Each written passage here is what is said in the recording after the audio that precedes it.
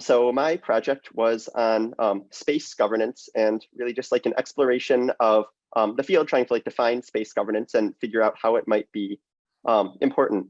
So when I was going into this project, I kind of had three key motivations for working on space governance and exploring space futures. The first is that if it is our goal to maximize utility in the universe, this necessitates that space expansion occurs at some point. And because of this, our societal activities or some activities will eventually occur on a cosmic scale. And this makes thinking about long-term space futures and space governance a relevant question. The second motivation is that even though we do need to expand into space to maximize utility in the universe, this does not imply that space expansion and space development will necessarily go well. We could spread negative values throughout the universe. And even if we do overcome existential risks this century, like maybe technical alignment goes well and AI governance on Earth goes well, this may not actually imply that that space development will not create new X risks and S risks elsewhere in the universe. And then the third motivation, which is kind of like the least certain, was that there might be path dependencies where our actions today with respect to space governance or attempting to shape space futures might have implications in the long-term future, and we might be able to shape our long-term trajectory. And it is true that most of the actions we take today will likely not shape the long-term trajectory because there will be huge transformations that occur. But maybe if we modify the initial conditions, such as space governance frameworks, before there are transformations, such as the introduction of transformative AI, we might be able to improve long-term trajectories in some way. So kind of the research questions that I focused on for my project were, what is the current state of space governance? Like, what does our existing framework look like? How robust is this framework with respect to long-term futures, and how can we expect it to fare in the long term when we do have certain transformations? And then how can we improve the framework or take other measures to mitigate the risks of worst case scenarios that are associated with space development? When I was thinking about space governance, I kind of partitioned it into two separate categories. And the first is the norms and values that guide space actors and that shape our space governance framework. So norms and values can be implicit or explicit expectations for how actors behave in the space domain. And they're shaped by ideologies and institutions. So norms and values can include binding documents. For example, the Outer Space Treaty, which is like the primary United Nations treaty on space governance, was really just establishing a lot of like binding norms for space development. But the values that our society hold can also have an equally important role in like shaping behaviors in outer space to these binding norms. So those are kind of like the norms and values. And then the other component is like the laws and the regulations. So we have a lot of guidelines, standards, and rules for the space domain and for behavior in the space domain. Laws and regulations are more specific and enforceable than norms and values, and they're often more technical. So for example, we might have a norm within the Outer Space Treaty that claims that there is a non-appropriation of outer space, which means you can't own outer space.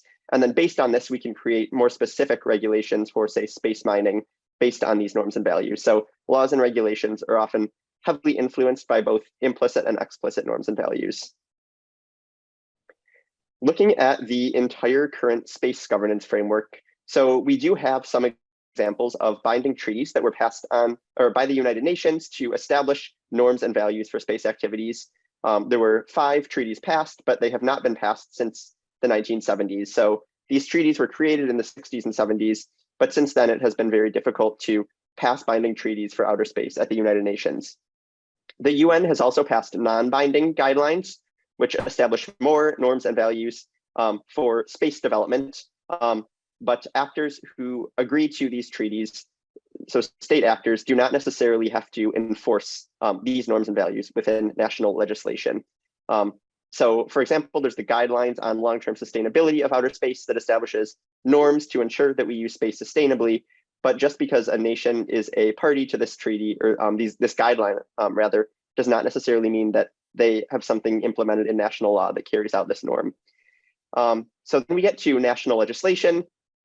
So national legislation is often aligned with the norms and values that are established at the international level, but it can also not be aligned with the norms and values. And there's a risk of something that is derived from maritime law called flags of convenience, where nations may adopt laws that are unaligned with particular norms, but that are supportive of commercial interests in order to ensure that they are integral to the space economy and to attract private actors for the space domain. Beyond this, we also have some forums that shape space governance outside of formal governance processes such as the UN and national bodies. So there are multilateral forums which are composed of some private actors, state parties, academics that can create recommendations for new UN guidelines. And then there's also industry initiatives. So industry stakeholders sharing their knowledge and then creating recommendations for UN guidelines. And we also have bilateral agreements. So there are agreements between, say, the United States and one other party to establish some norms to shape space development. But these bilateral agreements are not United Nations agreements, so they are not signed by all state actors. So the Artemis Accords is something that the United States created for space development. They've signed a bilateral agreement of the same text with about 20 different nations, somewhere around there. So the problem with like the ones on the bottom row, and also national legislation to some extent, is that even though they have quicker feedback loops, so it takes less time to create these forms of legislation or norms and values, they can lead to fragmentation of the space governance framework. So unless there is some agreement that's believed or that's supported by everyone internationally, there's this risk of certain space actors having very different legislation following different norms and values in the space domain. So with this kind of current structure of the governance framework, what we see is that when there is technological progress that occurs, so looking at like emerging and future technologies, such as currently we have space mining, in the future we might have something like terraforming or transformative artificial intelligence. The governance system needs to respond to this technological progress and establish new norms, values, laws, and regulations to ensure that there's kind of like broad coordination and acceptance of how we're going to use these technologies in the space domain. However, the international processes within the UN have very slow feedback loops. There's a lot of disagreements between parties, so we do not reach new guidelines or treaties that kind of provide legal clarity on what we should make of this technological progress. And as a result of this, we have a fragmentation of the space governance landscape where there's multilateral, industry-led, bilateral, and national responses establishing separate norms and values and different laws and regulations which are not aligned with one another. And as a result of this, we get reduced coordination where different space actors are like following different sets of rules. And this leads to kind of competitive dynamics and kind of the flags of convenience dynamic where national actors or groups of actors might be incentivized to create more pro-industry standards to support their economy. And as a result of this, we might get safety risks associated with a low coordination, and especially when we go into the future and we have advanced technologies that are regulated when regulations are being designed based on flags of convenience and are uncoordinated, this could lead to major safety risks. So the kind of looking at the future eras of spacefaring. So we're currently in an era that's considered the new space era where we have this proliferation of commercial space actors. But soon we'll enter the era of an in-space economy, maybe within several decades, where there are kind of like there's a self-sustaining economy in space where we have actors in outer space. So private actors like in outer space that are providing goods and services to other private actors in outer space. So this will involve like more advanced technologies that we have today. And it will be very difficult for our governance framework to like regulate and supervise these activities. And then farther in the future, we'll have transformative technologies, such as transformative artificial intelligence. And when we have these technologies, there's an opportunity for space actors to leverage them to establish a large amount of power in the space domain and control of outer space. So when we do get transformative technologies, it is important that we have broadly accepted norms and values that will ensure that space development goes well. So I conducted a scenario analysis to look at this era of transformative technologies and identify what the worst case scenarios or worst case outcomes might be if we do not have an improved space governance framework and there's low coordination in the space domain. And I sorted these worst case outcomes or scenarios into 3 different categories. One is a sustainability failure where a lot of use of space and competitive dynamics and a lot of congestion could lead to Kessler syndrome, where essentially there's a lot of satellites in orbit and debris in orbit, and they start colliding with one another, and it sets off like a positive feedback loop, and there's cascading collisions, and then low Earth orbit becomes unusable. And then there's also a risk of resource depletion, where we deplete lunar resources or other critical resources in the solar system, and then this could pose a global catastrophic risk, and it could be a significant impediment to space development and be detrimental to our economy.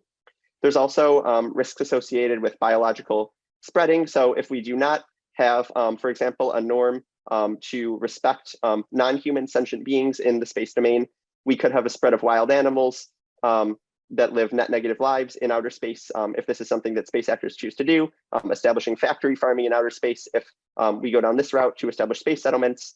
There could also be astrobiological contamination, where if we're not careful, we contaminate other celestial bodies that contain life. And then there's also the case of digital mines, where we could end up creating large quantities of digital mines in the space domain that live net negative lives, and it's important to regulate this. And then the final risk category is transformative artificial intelligence, where we could become very dependent on AI in the space domain, more so than on Earth. So like trust and institutional friction might end up being like kind of like bottlenecks to the pace at which transformative AI is deployed on Earth. And this might not be the case in space. So we might have like less time and less room to try governance measures to kind of like control AI and ensure it goes well. And then there's also risks of totalitarianism, where you have some space actor leveraging transformative AI to establish a lot of control over the space domain. And then if we're not coordinated, this could lead to like huge power asymmetries. And yeah, believe I am out of time, but correct, but yes, okay. Okay. Okay, awesome. Thanks, Carson.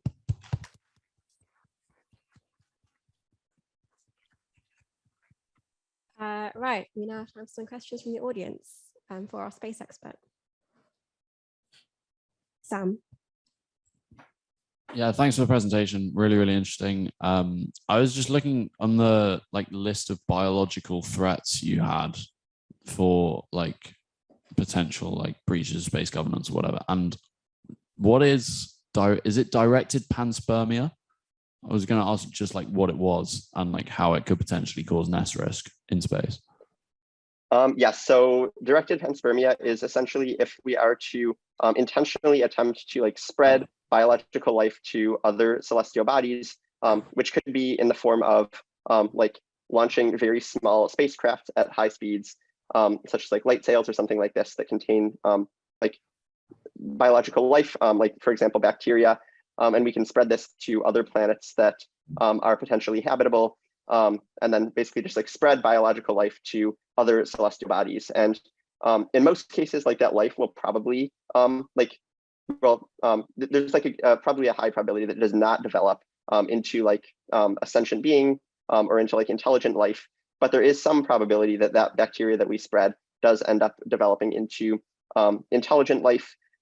It could kind of develop into something such as similar to wild animals that live net negative lives, or it could become another maybe intelligent civilization that becomes malicious. So basically we launch some intelligent or some bacteria or biological life somewhere else in the universe, and then we have no control over its development. And there's a lot of uncertainty with respect to how this will unfold. So in some worlds, it could end up posing an S risk. Carson, next question. I see some tentative hands. Who wants to, Hannah? Is there a risk of contaminating Earth or current human civilization with some weird space pathogen? Or totally outlandish. It could be. Sorry, this is dumb. But Yes. This is a risk. So this risk is called backward contamination, where we send out some spacecraft and it goes to another celestial body where there is some form of astrobiological life.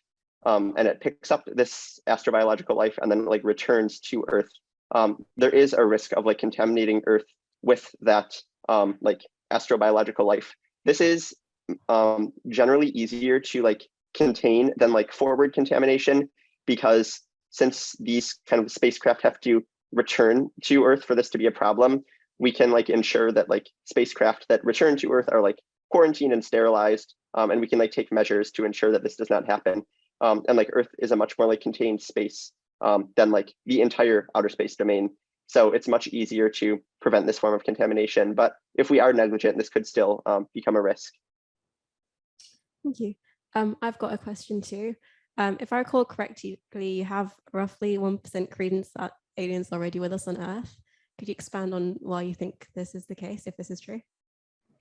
Yeah, I think it could be somewhere like possibly like around 1% that, and I think like, so another like organization that I am like involved with that was not like connected to like this project in any capacity, but like other work that I do is with the Galileo project, which is basically a scientific project to like empirically analyze like unidentified aerial phenomena and interstellar objects to basically like collect data on them and determine whether any of these objects or like basically like the nature of these objects, whatever it might be.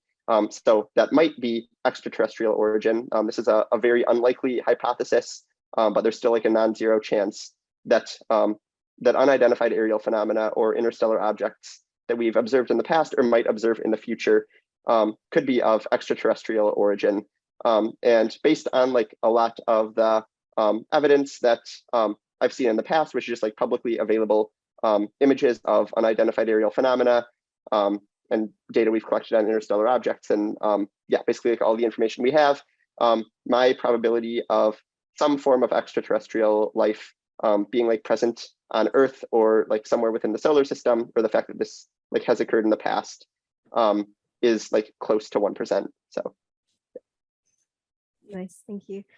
Okay, we have time for a very quick question. I'll go over to Mel. What kind of source material do you use to make these claims, especially the more predictive ones? So source material for this is in terms of like the presentation content.